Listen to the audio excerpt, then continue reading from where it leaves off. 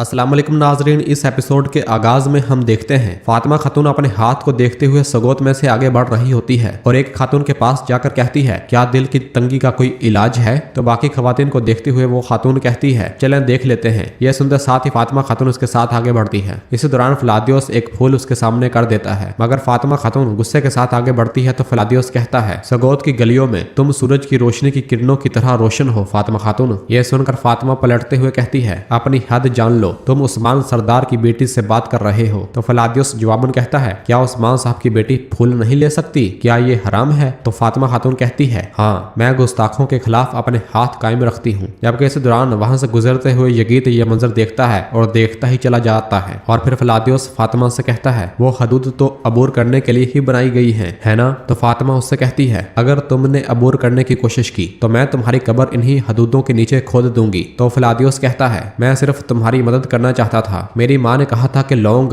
दिलों के सख्त होने में मददगार हो सकती है, बस यही वजह थी। यह सुनते साथ ही फातिमा खातून उससे फूल लेती है और कहती है काश तुम ये पहले बता देते, लेकिन तुम यहाँ क्या कर रहे हो। तो फलादियोस कहता है मैं कुछ सामान बेचने आया था, मगर मैं जंग के दरमियान फंस गया हूँ। मैं कितना खुशकिस्मत हूँ, है ना। यह सुनकर फातिमा कहती है इतने भी खुशकिस्मत नहीं हो, मैं उनसे कह सकती हूँ कि तुम्हें जाने दो। तो फलादियोस कहता है फिर मैं बुजदल और गुस्ताख दोनों हूँगा और ये मेरे लिए मुनासिब नहीं होगा। मुझे यहाँ रहकर दुश्मन से लड़ना होगा और यही मेरे लिए मुनासिब होगा। तो फातिमा पूछती है क्या तुम हथियार इस्तेमाल कर सकते हो, उम्मीद है कि मदद करते हुए खुद को जख्मी नहीं करोगे। तो फलादियोस कहता है मैं जानता हूँ कि उसे अपने और अपने अजीजों की हिफाजत के लिए कैसे इस्तेमाल करना है। और फिर फातिमा उसके जख्मी हाथ को देखते हुए कहती है तुम्हारा हाथ जख्मी है, फिर भी क्या हुआ। तो फलादियोस कहता है कुछ खास नहीं, यह सिर्फ एक छोटा सा जख्म है, यह मुझे खुद को बचाने से नहीं रोक सकता, फिक्र मत करो। तो फातिमा कहती है किसने कहा कि मुझे फिक्र है। यह कहते साथ ही फातिमा खातून वहां से चली जाती है। जबकि यह सारा मंजर देखते हुए यगीत गुस्से के साथ फलादियोस का पीछा करना शुरू हो जाता है और कहता है आखिर कौन हो तुम। इधर काई कबीले में मलहून खातून जैरकुताई और बुरान से कहती है मैं समझती थी कि तुम उस्मान साहब के साथ ही हो, मगर तुम खामोश रहे और उरहान साहब के जलावतन होने पर उनके खिलाफ कुछ नहीं कहा। तो बुरान कहता है ये न करें मलहून खातून, आप जानती है कि शहजादा अलाउद्दीन के अल्फाज उस्मान साहब के अल्फाज हैं। तो नीलोफर कहती है उरहान ने जाने से पहले एक दरख्वास्त की थी, हम उन्हें बचाने जा रहे हैं। उन दोनों को परेशान देखकर मलहून खातून कहती है ये काम उनको दिया जाता है जो ये कर सकते हैं सरदारान, फैसला तुम्हारा है उरहान या अलाउद्दीन। तो जरकुताई कहता है मलहून खातून बराए करम हमें किसी एक का इंतखाब करने का ना कहें। नीलोफर कहती है अलाउद्दीन ने उरहान की नहीं सुनी, मगर आप लोग उरहान को अच्छी तरह जानते हैं, उसे तनहा न छोड़ें। तो मलहून खातून कहती है फैसला तुम्हारा है, मैं तुम पर इस फरीजे के लिए जोर नहीं डाल सकती।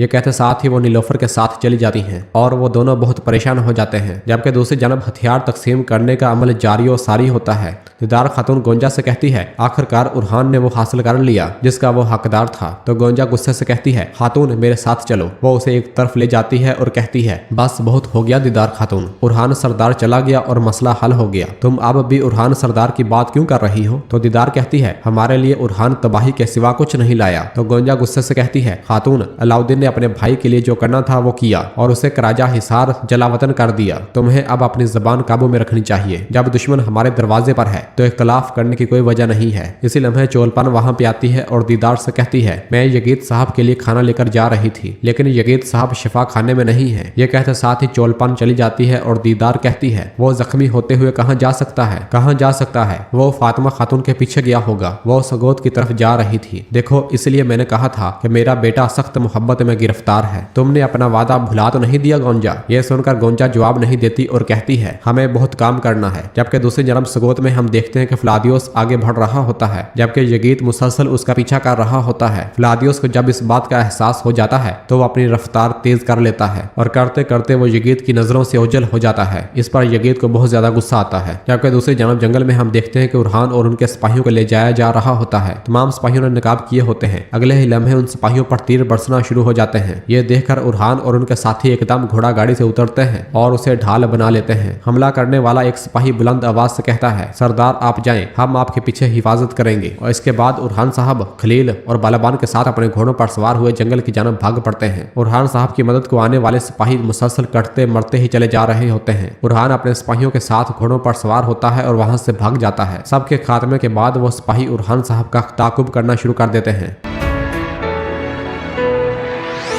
जबकि दूसरी जानब हम देखते हैं कि तैमूरताश काइयों की मलकियत यार हिसार के करीब पहुंचता है और बुलंदी पर मौजूद सिपाही से कहता है, दरवाजा खोलो। अलखानी का गवर्नर, मैदान का सूरज, तैमूरताश यहाँ है। यह सुनकर सिपाही कहता है, गवर्नर तैमूरताश, हमें यह दरवाजा खोलने की इजाजत नहीं है। तो तैमूरताश कहता है, अगर तुम नहीं चाहते कि तुम्हारा आखिरी सुने जाने वाला लफ्ज चीख हो जो मैं तुम्हारे दिल में तलवार मार कर निकालूंगा, फौरन दरवाजा खोल दो। यह सुनकर वो सिपाही अपने साथी से कहता है, अगर मैंने इन्हें अंदर आने दिया तो जंग शुरू हो जाएगी, अलाउद्दीन साहब को खबर भेजो। यह सुनकर उसका साथी वहां से चला जाता है और फिर वो काई सिपाही तैमूरताश से कहता है, मैं दरवाजे खोल रहा हूँ, लेकिन मैं तुम्हें और तुम्हारे चंद आदमियों को अंदर ला सकता हूँ। तो तैमूरताश कहता है, ऐसा ही होगा, दरवाजे खोलो। और फिर इसके बाद दरवाजा खोल दिया जाता है और तैमूरताश अपने चंद सिपाहियों के हमरा किले के अंदर दाखिल होता है। जबकि दूसरी जानब जंगल में हम देखते हैं कि उरहान अपने साथियों के साथ आगे बढ़ रहा होता है। खलील कहता है, मेरे हजूर वो अब भी हमारे पीछे हैं। तो उरहान साहब कहते हैं, ये जंगल बहुत घना है, वो हमारा पीछा नहीं कर सकते,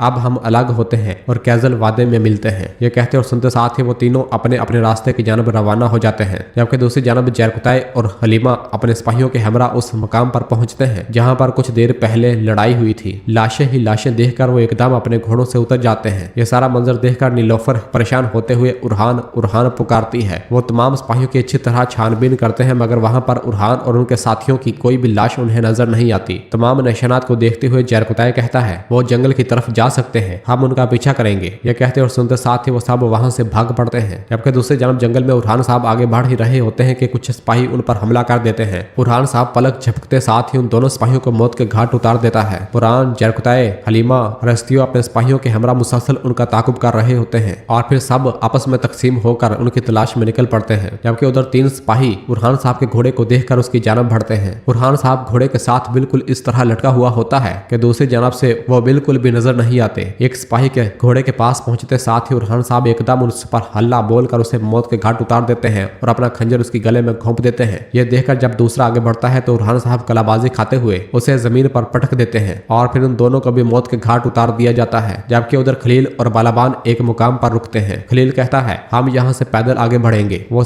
अपने घोड़ों से नीचे उतरते हैं और मोहतात अंदाज के साथ आगे बढ़ते हैं। उधर उरहान साहब मुसलसल भाग रहे होते हैं मगर सिपाही उसे घेर लेते हैं। एक सिपाही उरहान साहब से कहता है, तुम्हारा अंजाम आ गया है उरहान। करीब है में नीलोफर उसे ढूंढते हुए ये आवाज सुन लेती है और तीर तैयार करते हुए भाग पड़ती है। उरहान साहब अकेले ही उन सिपाहियों पर टूट पड़ते हैं और कुछ को जहन्नम वासिल कर देता है। दो सिपाही एक साथ उरहान पर हमला करते हैं। उरहान उनके बाजू पकड़ लेता है। यह देखकर तीसरा अपनी तलवार लहराते हुए आगे बढ़ता है मगर नीलोफर का छोड़ा हुआ तीर उसे मौत के घाट उतार देता है। यह देखकर उरहान साहब उन पर टूट पड़ते हैं और फिर नीलोफर अपनी तलवार उरहान की जानब उछाल देती है और फिर वो दोनों मिलकर उन सबको पल भर में मौत के घाट उतार देते हैं और फिर वक्त जाया किए बगैर वहां से भाग पड़ते हैं। जबकि दूसरी जानब बालाबान भाग रहा होता है कि खलील झाड़ियों में से निकलकर एकदम उसके सामने आ जाता है और कहता है, उरहान सरदार यहाँ नहीं है, अब हम इंतजार नहीं कर सकते, चलो चलते हैं। वो आगे बढ़ने ही लगते हैं कि एकदम उनके सामने एक दरख्त आ गिरता है। दरख्त के बाद दर्जनों सिपाही उन पर धावा बोल देते हैं। वो उनका मुकाबला कर ही रहे होते हैं कि बालाबान का बाजू जख्मी हो जाता है। यह मंजर देखकर खलील भी परेशान हो जाता है। अगले ही लम्हे बुरान, जरकुताई, हलीमा और दरसून भी उनकी मदद के लिए पहुंच जाते हैं। बुरान और जरकुताई साहब आनन फानन उन्हें काटना शुरू कर देते हैं।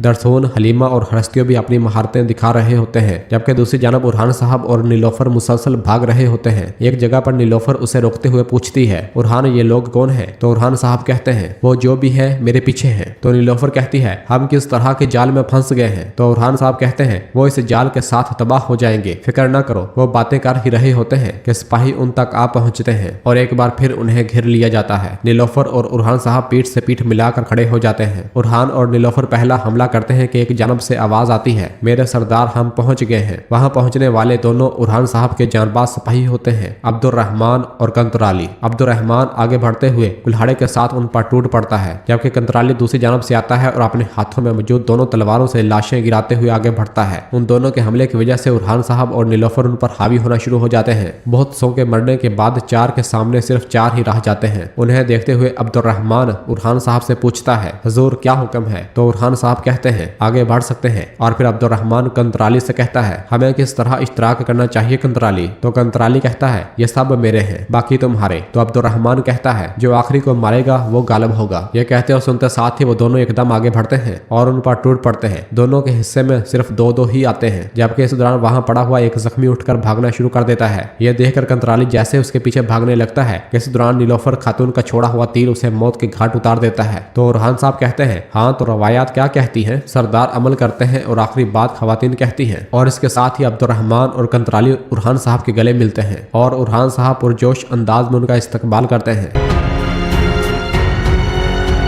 और नाजरीन इसी जगह पर एपिसोड खत्म करते हैं। मिलते हैं बहुत जल्द अगली एपिसोड के साथ। वीडियो को लाइक कर दें और जिन दोस्तों ने अभी तक चैनल सब्सक्राइब नहीं किया वो जल्दी से चैनल सब्सक्राइब कर दें और बेल आइकन यानी घंटी वाले चैनल को भी प्रेस कर दें ताकि आने वाले एपिसोड्स आपको आसानी मिल सके। दुआओं में याद रखें। अल्लाह हाफिज।